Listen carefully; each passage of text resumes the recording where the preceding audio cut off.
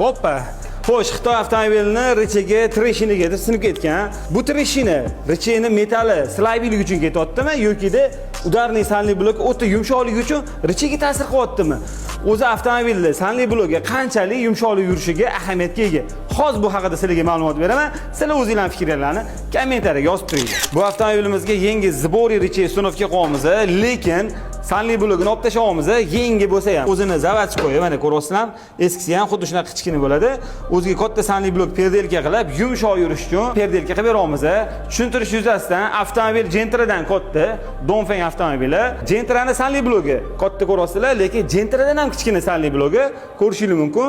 Shuning uchun ham sanli blok perdelka qilinsa, mashinani udar yutumlari ancha yaxshi bo'ladi. Yana muhim sabablardan bittasi bu katta balon diskaga bu kichkina sanli blok juda ham slaybillik qiladi.